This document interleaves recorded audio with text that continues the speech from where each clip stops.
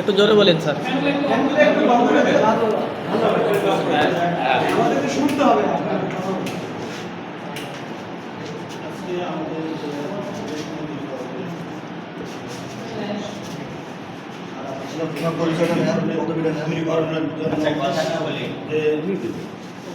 শরীর শুদ্ধ অধিকার আদায়ের জন্য যে সংগ্রাম এইটাকে আমরা এটা বিপক্ষে না পক্ষে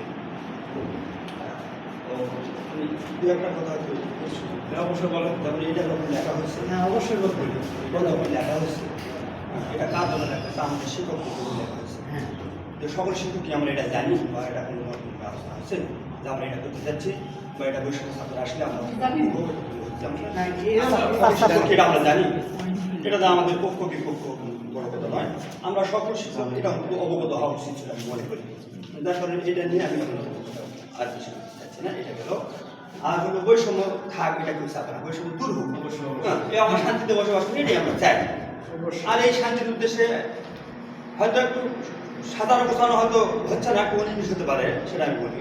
আমাদের কলেজের সমস্যাটা কিন্তু একদিনের নয়, আজ থেকে 3 মাস আগে হয়েছে। হ্যাঁ, যে আমার হয়তো ছাত্র সমন্বয় চলে আসে, আবার তার কাছে দাবিটা তুলে ধরে আমরা এটা থেকে এটা রেহাই পাই বা পাই। এটা কিন্তু নয়। আমাদের এটা হলো 94 সালে কলেজ যখন প্রতিষ্ঠিত হয় তখন থেকেই কিন্তু এটা ক্যান্সারে পরিণত হয়ে গেছে। হ্যাঁ, ক্যান্সারে পরিণত। এই ক্যান্সার পরিণত দূর করার জন্য আমাদের বোর্ড আসছে, হ্যাঁ বোর্ডের আসছে, তারপরে পিওনো আসছে, ডিসি আসছে, তারপরে এখানে বিভিন্ন যখন সরকার আসছে তাদের দলীয় এরকম বড় বড় নেতা কর্মীরা আসছে, কিন্তু এই ক্যান্সারটা দূর করতে পারেনি। এই ক্যান্সার দূর হয়নি।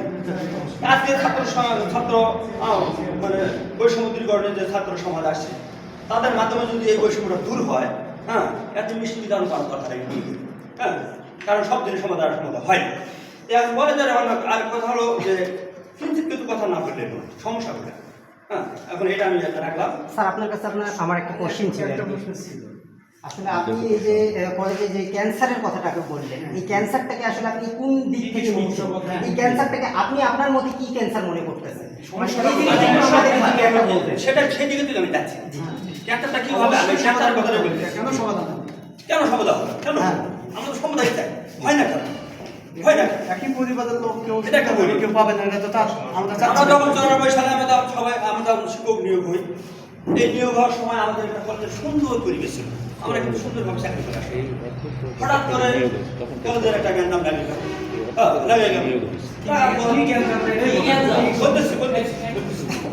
কেন লাগে গেল? মানে এখানে হলো শিক্ষক, প্রিন্সিপাল এবং কুমুটি তারা জমি দান করছে, কলেজ করছে, কেউ টাকা দিচ্ছে, পয়সা করছে, এদের মধ্যে একটা গোলযোগ সৃষ্টি হলো।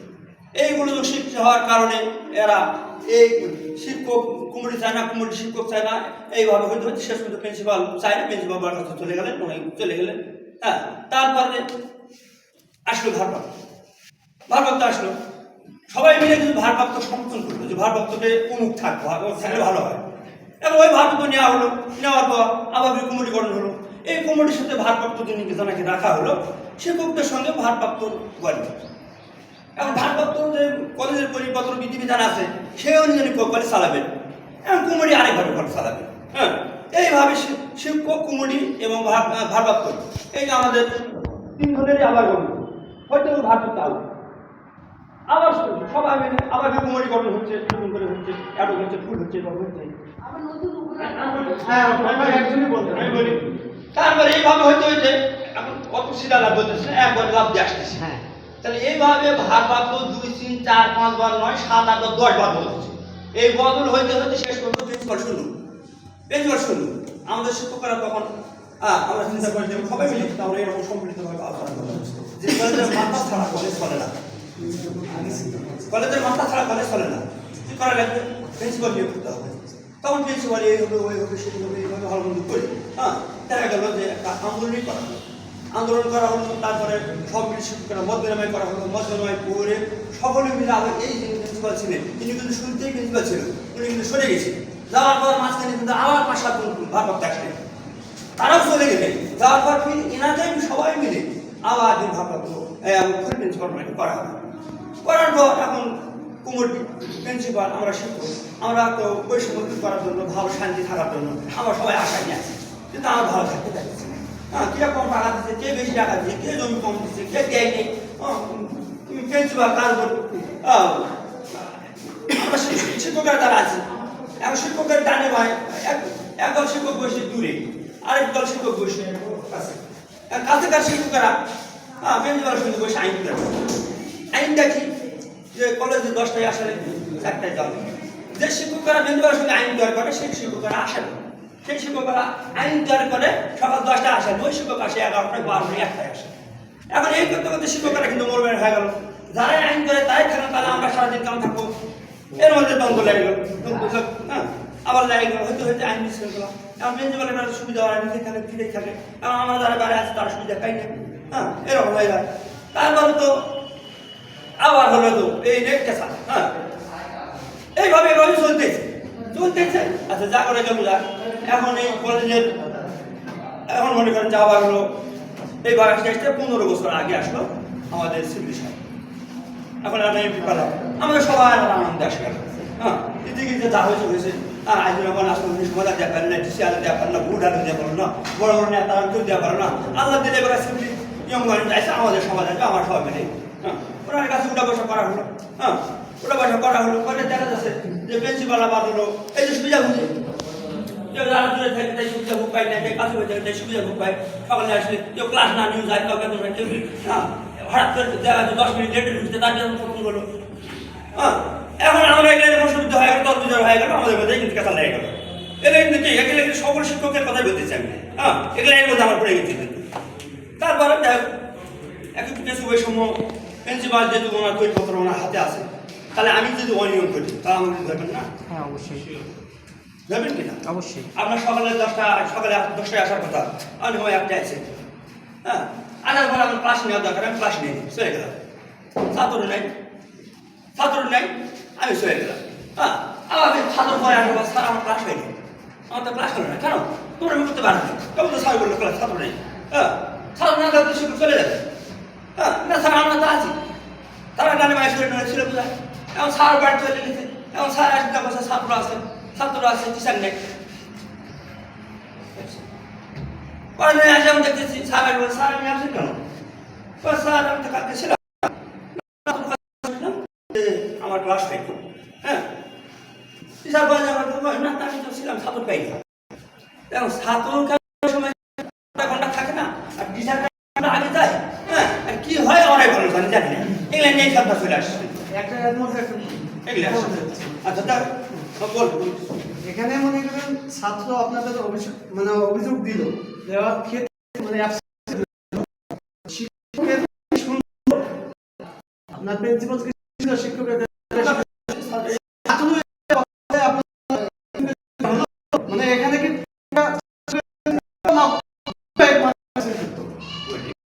বুঝতে পেরেছেন? আমি তো প্রশাসনে দেখতে পারবো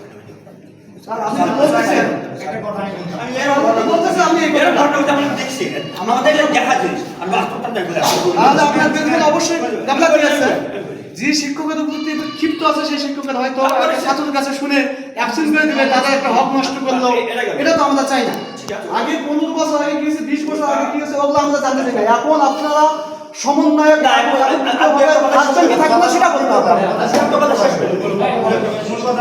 এই বৈষম্য যেটা আসে এটা হলো প্রিন্সিপাল সঙ্গে আমাদের শিক্ষকদের এরকম এই যে সুবিধা কেউ নেয় কেউ দেয়, এগুলা বন্ধুর কারণে আমাদের বিল বেতনের যেটা সমস্যা আপনারা নিয়ে আসছেন, এটা ঠিক আছে, দেখলাম তো দেরি করে হয়, আগে হয়, প্রিন্সিপাল বিল করার জন্য যায়, আবার একদল শিক্ষক বিল বন্ধ করার জন্য যায়, মানে প্রিন্সিপালের কাছে যেসব শিক্ষকরা অনুপস্থিতি হয় তাদেরকে বিল বেতন হলো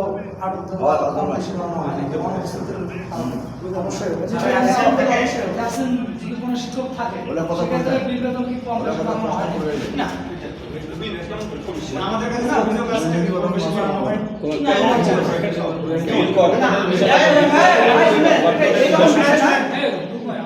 একটা কথা বলি, এটা যখন অ্যাবসেন্ট করানো হয় সেই দিনের কোনো পেন্সিল মানে যে শিক্ষকটা অ্যাবসেন্ট করা হবে ওই দিনের বেতনটা কম আসে যায়, ব্যাপারটা হচ্ছে এখানে যদি ভাতৃত্ব কারণে যদি অ্যাবসেন্ট করানো হয় এটা প্রিন্সিপালের সম্পূর্ণ দায়িত্ব, অবশ্যই ওনাকে এই সাজার অবশ্যই দায়িত্ব মনে ভোগ করতে হবে। আমাদের কথা হচ্ছে 15 বছর আগে গিয়েছে কলেজ যখন তৈরি করছে তখন থেকে গিয়েছে, আমরা ওটা অত কিছু চাচ্ছি না। এখন বর্তমানে বাংলাদেশ যেভাবে যাচ্ছে সেভাবে আপনাদেরকে সবাই মিলে একত্রিতভাবে কলেজটা ভালোভাবে চলতে হবে। আমাদের প্রথম কথা এটা, আপনারা বুঝতে পারছেন? আপনাদের বক্তব্য আমরা শুনবো, প্রতিটা শিক্ষকের বক্তব্য শুনবো। কিছু কিছু শিক্ষক দেখতেছি এখানে উপস্থিত নাই, সেই শিক্ষকের বেলাও আমরা অবশ্যই দাবি জানাবো আমাদের মহলে, সে বলে দিলাম। আমাদেরকে কিন্তু ইউনো ডিরেক্টলি পাঠাই দিয়েছে। আর হচ্ছে আপনারা বলতেছেন যে কে আহ্বান করলো কে করলো, না, আমি ওটা বুঝতে হবে। কে আহ্বান করছে। আমরা কিন্তু অনেক স্কুলে যাচ্ছি, কালকে অবশ্য আসতে পারে। হ্যাঁ, আমরা কিন্তু অনেক কয়েকটা স্কুলে গেছি, যাচ্ছি, শুনতেছি কোনো সমস্যা আছে নাকি। আপনারা আহ্বান করবেন, তারপরে আসলে আমরা দেখবো এটা কিছু সমস্যা। কালকে আমি দিনাজপুরে ছিলাম, দিনাজপুরে 3টা কি কথা হয়ে গেছে। আপনারা মনে করেন না যে এটা হবে না। আমরা যদি এখানে যে আজকে বসছি, যদি সমন্বিত না হন আপনারা, আমরা কালকে আবার এখানে আন্দোলন সৃষ্টি করব। না, সেটা হতে পারে। অবশ্যই আপনাদের এলাকার লোক আপনারা সবাই মিলে ভালোভাবে দেখেন, আমাদের স্টুডেন্টকে ভালোভাবে শিক্ষাদান করেন। ভাই, হ্যাঁ, আজকে আপনাদের প্রিন্সিপাল না, এটা মানে উনি কি অ্যাপ্লিকেশন দিয়ে চলে গেছে, কাউকে জানাই গেছে?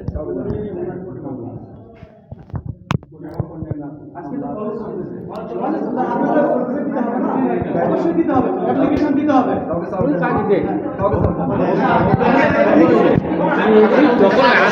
কখনোই দেয় আপনাদের